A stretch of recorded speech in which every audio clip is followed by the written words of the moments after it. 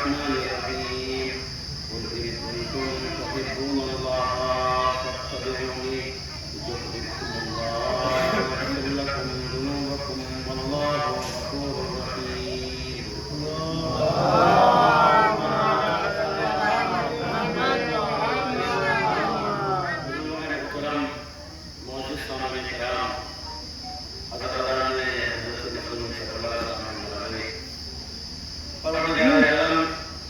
اپنی قیامت تک باقی رہنے والی کتاب قرآن مجید میں ارشاد فرما رہا ہے قل إن كنتم تحبون الله فاتبعوني.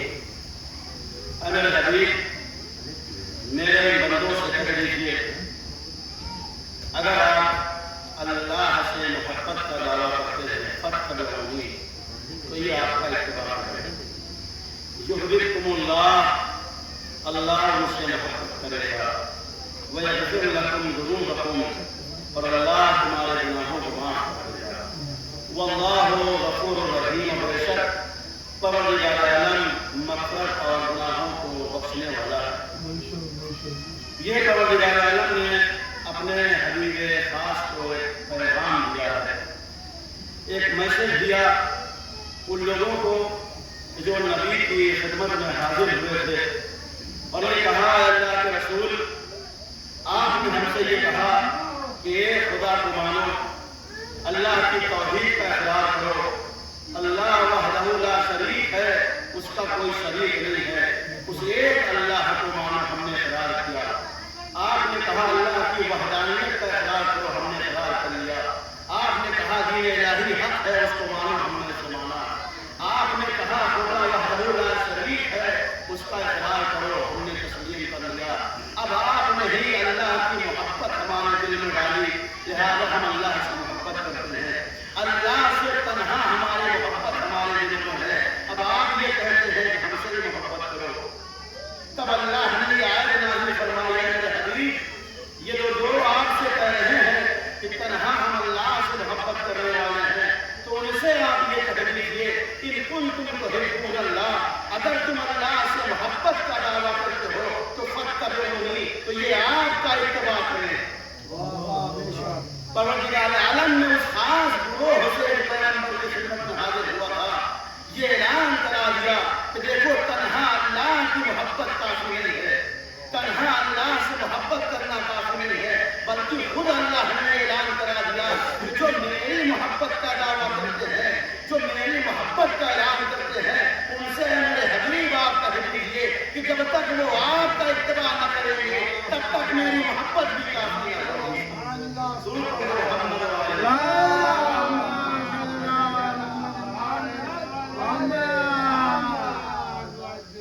اگر یہ میری محبت کا اعلان کرتے ہیں، میری محبت کا دعویٰ کرتے ہیں، معلوم یہ ہوا اللہ نے ایک پیمانہ بتایا، اللہ نے ایک قانون منسوخ کر دیا، اللہ نے ایک رول بنایا ہے کہ اگر اللہ سے محبت کرنا ہے، اگر اللہ سے الفت کرنی ہے، اگر اللہ سے محبت کرنا ہے تو نبی کا اتباع کرنا پڑے گا، نبی سے محبت کرنی ہوگی، نبی کی اطاعت کرنی ہوگی. جب پروردگار عالم خود یہ اعلان کرتا ہے، خود یہ دعویٰ کرتا ہے، خود یہ میسج دیتا ہے کہ جب تک نبی سے اطاعت نہ ہوگی، نبی کی اتباع نہ ہوگی میری محبت کافی نہیں ہے، میں تمہاری محبت کو قبول کرنے والا. درود پڑھیں محمد.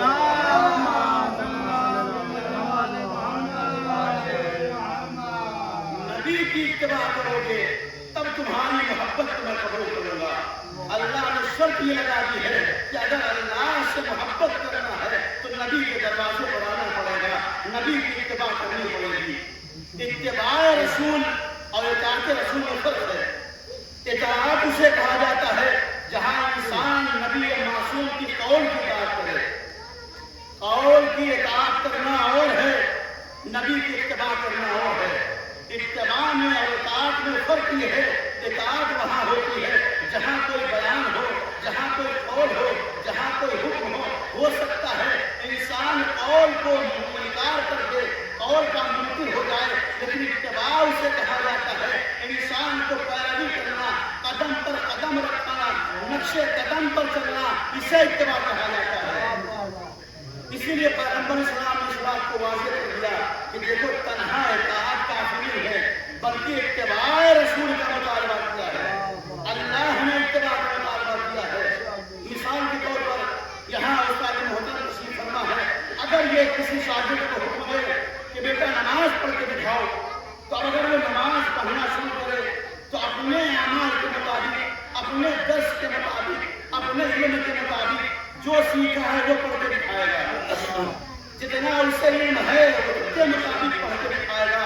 یہ ہوئی اطاعت استاد، یہ ہے استاد کے حکم کی فرما برداری، یہ ہے استاد کے حکم کی اطاعت۔ ایک مرتبہ استاد یہ کہے بیٹا دیکھو میں نماز پڑھنے جا رہا ہوں، دیکھو میں کیسے نماز پڑھتا ہوں، جیسے جیسے میں پڑھتا جاؤں ویسے ویسے پڑھتے چلے جانا، اسے اتباع کہا جاتا ہے۔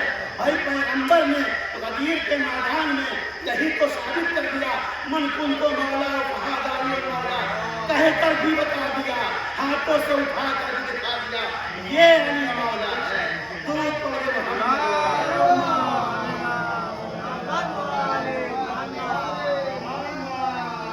نبی نے ہاتھ سے بلند کر کے دکھایا، دیکھو گمراہ مت ہو جانا، بھول مت جانا، نبی نے کس کو مولا بنایا؟ نہیں، فہذا علی مولا، اور اتنا بلند کیا کہ خود نبی سے چھوٹ گئے۔ گویا اس بات کو ثابت کرنا چاہتے تھے جب میرا وجود نہ رہے تو یہ علی ہمارے بعد ہے، اگر ہم نہ ہو تو علی ہمارے بعد ہے، یہی ہمارے نمائندے بھی ہے، یہ ولی الہی بھی ہے، یہی ہمارے خلیفہ ہے، یہی ہمارے جانشین ہے۔ اب تمہیں یہ اختیار نہیں ہے کہ نبی کی آنکھیں بند ہو گئی، چلو انتخاب ولی کیا جائے، چلو رہبر بنایا جائے، چلو نمائندہ بنایا جائے۔ بھائی اللہ نے پہلے ہی سدے بار کر دیا ہے انتخاب کرنے کا کہ اگر کوئی ولی بنانے والا ہے تو وہ اللہ ہے یا اس کے حکم سے نبی بناتا ہے۔ درود پڑھے محمد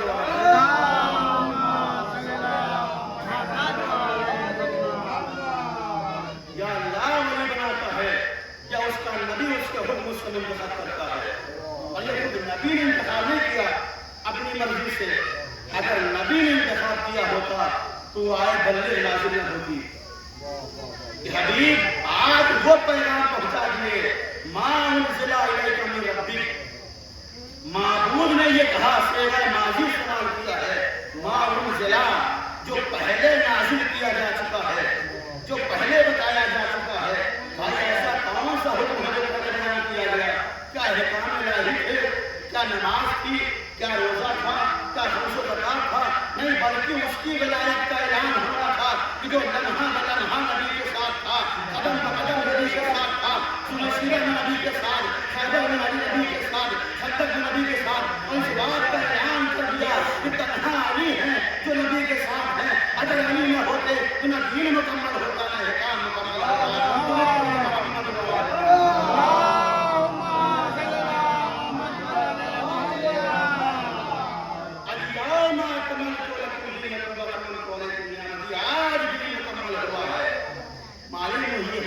تمام احکام الہی پہلے آ چکے تھے، شریعت مکمل ہو چکی تھی، تمام فروع کے دین مکمل ہو چکے تھے، لیکن پھر بھی دین مکمل نہ ہوا تھا۔ احکام مکمل تھے، دین مکمل نہ تھا، شریعت مکمل تھی، دین مکمل نہ تھا۔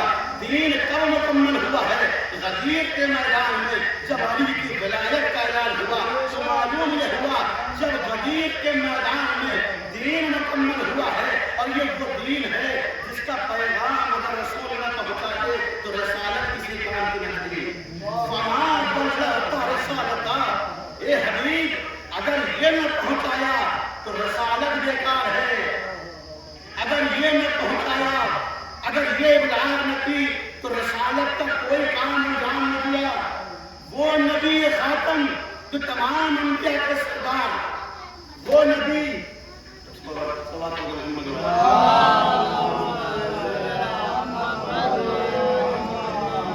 وہ خاتم المرسلین جن کو المرسلین نبی انبیاء کہا جاتا ہے، وہ نبی جو ختم مرتبت ہے، وہ نبی جو خاتم المرسلین ہے، جو نبیوں کا نبی ہے، جو رسولوں کا رسول ہے، جو اماموں کا امام ہے، اس کی رسالت کا اللہ یہ چیلنج کر رہا ہے۔ نبی اگر یہ ابلاغ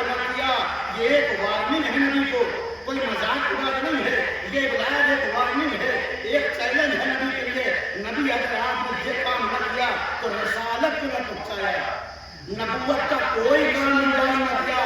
اگر اتنا عام مسئلہ ہوتا تو رسالت نامکمل یہ کیسے ہو سکتا ہے؟ لیکن رسالت کا نامکمل ہونا اس بات کی دلیل ہے کہ ایک اہم مسئلہ تھا جو غدیر میں مکمل ہوا، اور وہ مسئلہ ولایت علی ہے۔ تو جب ولایت علی کے بغیر دین مکمل نہیں ہو سکتا، اسلام مکمل نہیں ہو سکتا، تو ایمان کیسے مکمل ہو سکتا ہے؟ درود پڑھیں محمد۔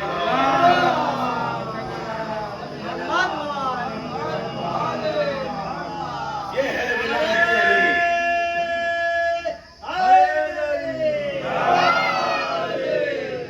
یہ ہے علی کی ولایت، یہ ہے علی کا مرتبہ، جس کی ولایت کے بغیر اللہ کا دین نامکمل رہ جائے اسے علی کہا جاتا ہے، اسے ولایت علی کہا جاتا ہے۔ کہ جس کی محبت کے بغیر دین الہی مکمل نہ ہو، جس کی محبت کے بغیر نبی کا فرمان مکمل نہ ہو، جس کی محبت کے بغیر نبی کی محبت مکمل نہ ہو، جس کی محبت کے بغیر اللہ سے محبت مکمل نہ ہو، اسے علی کہا جاتا ہے۔ اور اسی لیے پیغمبر نے فرمایا انا وعلی من نور واحد، میں اور علی ایک ہی نور کے دو ٹکڑے ہیں۔ اس کا مطلب یہ ہے کہ نور الگ حصوں میں تقسیم ہو گیا، لیکن اس کی اصل ایک تھی۔ جہاں دو حصے بنے، ایک نبی کا نور، ایک علی کا نور۔ اگر تم نے نبی کے نور کو اپنا لیا، علی کو چھوڑ دیا، تمہارا دین بھی نامکمل ہو جائے گا، اسلام بھی نامکمل ہوگا۔ درود پڑھیں محمد۔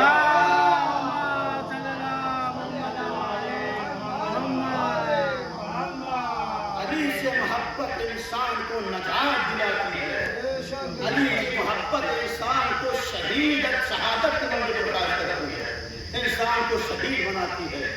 اہل بیت کی محبت وہ ہے، اگر دل میں آ جائے تو انسان کا وجود نورانی ہو جائے۔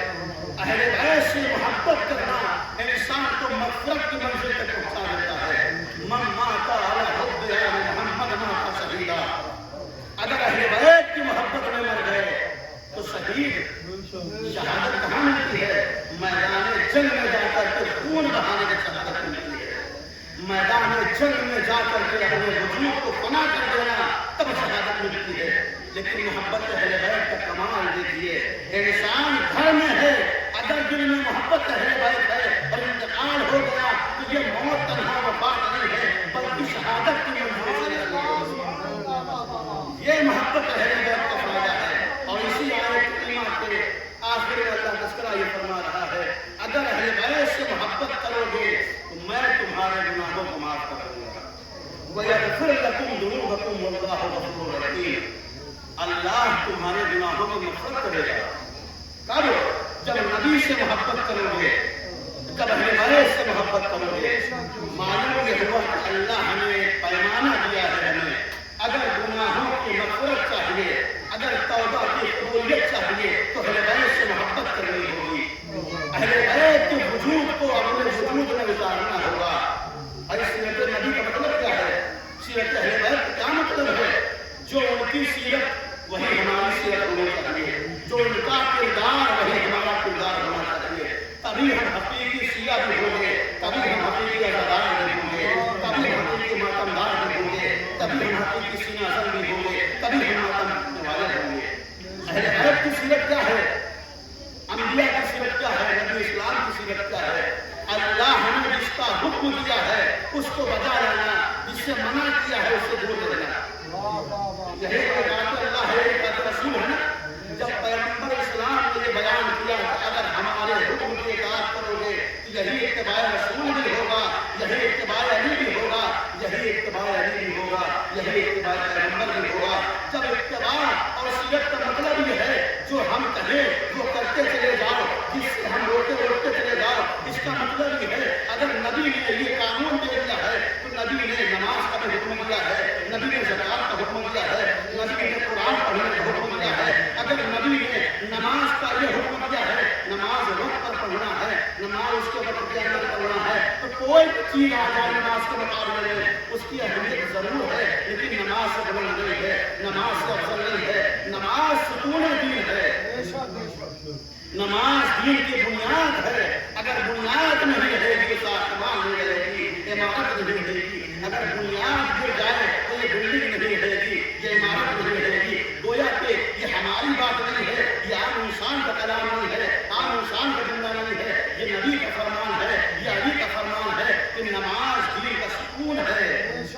اگر نماز کو وقت پر پڑھنا ہے تو سب کچھ قبول ہے، اگر نماز وقت پر نہیں ہے تو کوئی چیز قبول نہیں ہے۔ اگر نماز قبول ہے تو ہماری ہر چیز قبول، ہمارا روزہ قبول، ہمارا حج قبول، اس لیے کہ سکون دل ہے۔ اگر یہ قبول ہے تو ہماری عزاداری قبول ہے، اگر یہ قبول ہے تو ہمارا فرش ادا بچھانا قبول ہے، اگر یہ قبول ہے تو ہمارا تبرک تقسیم کرنا قبول ہے، اگر یہ قبول ہے تو ماتم کرنا قبول ہے۔ اور یہی تو بچانا ایمان کا غلط ہے۔ ایمان، یہ عزاداری، یہ سینہ زنی، یہ ماتم، یہ فرش اعضا، یہ نتیجہ کربلا ہے، ہدف کربلا نہیں ہے۔ یہ چیز ہمارے ذہن میں رہنی چاہیے۔ یہ عزاداری، یہ ماتمداری، یہ غم، یہ مجلس، یہ مصائب، یہ نتیجہ کربلا ہے۔ ہدف کربلا دین کا بچانا تھا، اور دین کا ستون نماز ہے۔ حسین نے کربلا کے میدان میں تیروں کی بارش میں نماز کو قائم کر کے یہ سمجھا دیا کہ دیکھو ہم نے کربلا کے میدان میں بھی نماز قائم کر کے یہ بتایا ہے، پہلے نماز ہے بعد میں حسین ہے، پہلے نماز ہے بعد میں سینہ زنی ہے، پہلے نماز ہے بعد میں عزاداری ہے۔ اگر نماز نہ ہوتی تو یہ عزاداری نہ ہوتی، اگر نماز نہ ہوتی تو یہ کربلا نہ ہوتی۔ اس لیے کہ کربلا میں حسین نے نماز کو بچایا ہے، اذان کو بچایا ہے۔ درود پڑھ محمد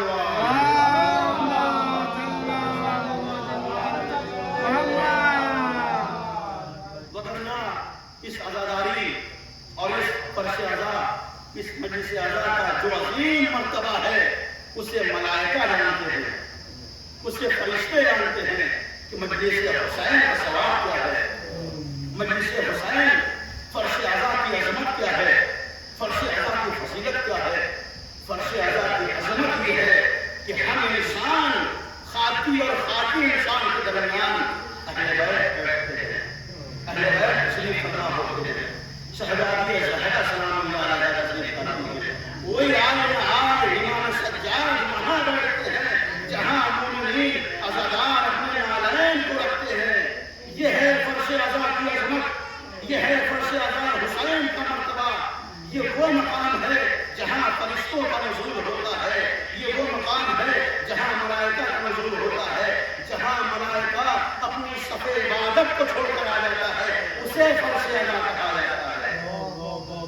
ملائکہ جہاں اپنی عبادتوں کو چھوڑ کر چلے جائیں، وہ عبادت جس میں فرشتوں کو ایسا بنایا ہے کہ وہاں سے وہ ہٹ نہیں سکتے، لیکن وہ مقام میں ملائکہ اسے بہتر کر کے جہاں فرش اعضا کرائے ملائکہ، اسے اعضائے حسین کہا جاتا ہے، اسے مجلس حسین کہا جاتا ہے۔ اور اس کا کمال یہ ہے جب فرشتے یہاں سے آسمان کی سمت جاتے ہیں تو جو فرشتے وہاں ہوتے ہیں وہ یہ سوال کرتے ہیں تمہارے بدن سے خوشبو آ رہی ہے، تم کہاں سے آ رہے ہو، تم نے کہاں شرکت کی تھی؟ تو آواز بھی دیتے ہیں ہم مجلس حسین سے آ رہے ہیں، ہم فرش اعضا حسین سے آ رہے ہیں۔ کہا ہمیں بھی وہاں لے کر چلو، کہا مجلس ختم ہو گئی، کہا تو کیا ہوا، مجلس ختم ہو گئی، لیکن ذکر حسین کا کمال یہ ہے، ذکر حسین کا مرتبہ یہ ہے جہاں پر فرش اعضا چھائی جاتی ہے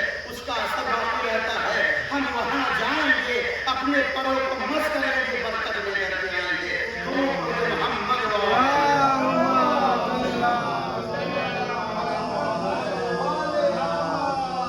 یہ نشست کا حسین کا دین بچانا، اسلام کو محفوظ کرنا، اسلام کو نجات دلانا۔ وغیرہ اگر عزاداری مقصد ہوتی تو عزاداری امام مدینے میں بھی کر سکتے تھے۔ امام نے خود ماتم کیا ہے مدینے میں اپنی مصیبت پر کہ وہ حسین کی جو نبی کا نواسا ہے وہ مدینے ہو جا رہا، لیکن ہدف کربلا کے بعد سے شروع ہوا ہے۔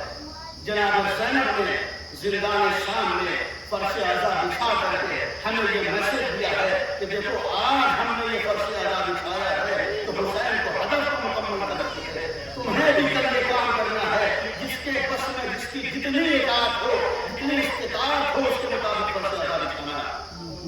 یہ ہے اطاعت رسول اور یہ ہے اطاعت نبی اور یہ ہے اطاعت حسین علیہ السلام۔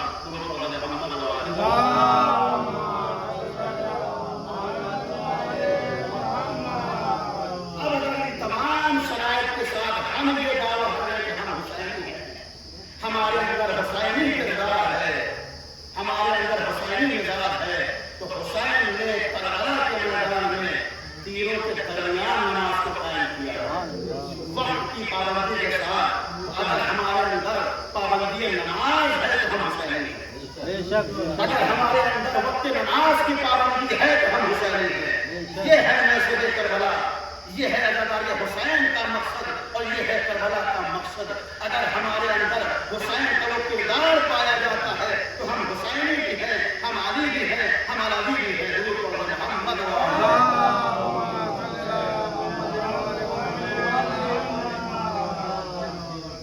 عزاداری کا مقصد امام حسین علیہ السلام کو یہ نہیں کہا کہ ماتم کرنا فضائل بہت ہے، کمالات بہت ہے، لیکن جو ہدف بیان کیا ہے اس پر توجہ ہونی چاہیے، اس پر انسان کو متمرکز ہونا چاہیے۔ جو اصل ہے وہ اور ہے، جو فر ہے وہ اور ہے۔ اصل جڑ کو کہا جاتا ہے، فر جو ہوتی ہے وہ ساتھیں ہوتی ہیں۔ جب جڑیں کٹ جائیں گی تو فر باقی نہ رہے گی، لہذا جب اپنی جڑوں کو محکم کریں گے تب فر میں نشو و نما ہوگی، جب فر میں برکت ہوگی۔ جیسی جڑوں کا ایمان ہوگا ویسی اولاد کا نتیجہ ہوگا۔ اگر نماز پختہ ہے تو ایمان پختہ ہے، اگر نماز پختہ ہے تو ہمارا ہر عمل پختہ ہے۔ اگر ہماری نماز میں استحکام پایا جاتا ہے تو ہمارے ہر عمل میں استحکام پایا جائے گا۔ اگر نماز میں خلوص ہے تو ہر عمل قابل قبول ہے۔ اور یہی مولا کائنات نے سمجھایا، نماز کے دوران قدموں سے پیروں سے تیر نکال لیا گیا، احساس نہ ہوا۔ یہ اس بات کی دلیل ہے نماز میں اپنے آپ کو اللہ کی بارگاہ میں ایسا مصروف کیا۔ حضور کا وہ مرحلہ ہے، حضور کا وہ مرحلہ ہے کہ قدموں سے تیر نکال لیا جائے، احساس نہ ہو۔ یہ ہے نماز کی عظمت، یہ ہے خلوص نیت کا مرتبہ۔ اور جنہوں نے اس چیز کو اپنے وجود میں ڈال لیا، اب وجود میں ختم کر دیا، کوئی حر بنا، کوئی حبیب بنا، کوئی جون بنا، کوئی مظاہر بنے، کوئی سجا بنے، یہ ہے مرتبہ۔ تو کبھی امام نے فرمایا مجھے وہ صاحب ملے ہیں جو نہ میرے نانا کو ملے، جو نہ میرے بابا کو ملے، اس لیے کہ ان کا وہ مرتبہ تھا جہاں امام نے لمحہ بلمحہ قدم بقدم کا امتحان لیا تھا۔ تب جاتی یہ کربلائی کہلائے، ورنہ کربلا میں ہر کوئی نہ پہنچ سکا۔ مدینے سے بہت چلے تھے لیکن ساتھ چھوڑ کر واپس چلے گئے۔ کربلا میں وہ نور پہنچا ہے، کربلا میں وہ ستارے پہنچے ہیں جس کا سردار حسین ابن علی ہے، جس کے سردار حسین ہے۔ تبھی حسین نے یہ کہا کہ میں چراغ کو گل کر کے دیکھتا ہوں کہ میرے چاہنے والے میرا ساتھ دیتے ہیں نہیں، لیکن جو منظر دیکھا ہے مظلوم کربلا میں، چراغوں کو بجھا دیا لیکن کوئی ایک صحابی بھی حسین مظلوم کا سہر چھوڑ کر نہ گیا۔ ایک مرتبہ حسین نے جب چراغوں کو دوبارہ روشن کیا، ہے میرے چاہنے والوں تم گئے نہیں، کہے مولا ہم کیسے جا سکتے ہیں، ارے جنت تمہاری مشتاق ہے مولا، ہم جنت کیا کریں گے، ہمارے پاس جب صحرا میں جنت موجود ہے ہم اسے چھوڑ کر کیوں پر جا سکتے ہیں۔ عزاداری مظلوم کربلا کوئی محرم ہے، حسین کربلا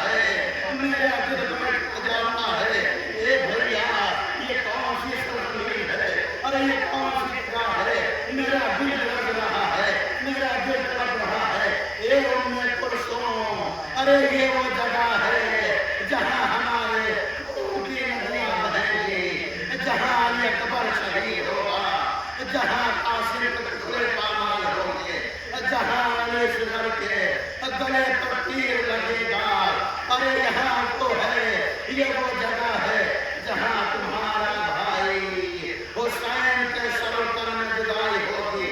ایک مرتبہ زینب نے ہاتھوں کو جوڑا ہے بھیا، ارے آپ کو حر نے جو پانی لے کے آئے تھے، حر کے لشکر نے پانی پیا، آپ نے اسے پانی پلایا، آپ کو کوئی پانی پلانے والا تو ہوگا۔ ایک مرتبہ حسین نے آواز دی، اے میری بہن زینب، مجھے میرے بابا علی حوض کوثر سے خطاب کریں گے، وہ مجھے لے آئی، شمر و جال سنایا سگرے، شمرمان کسی نے بنایا، ایمان کی رشتے مبارک پکڑی، توجہ دے دے کی، فضل میں آواز گونجی، الا قتل الحسین و کربلا، الا قتل الحسین، انا للہ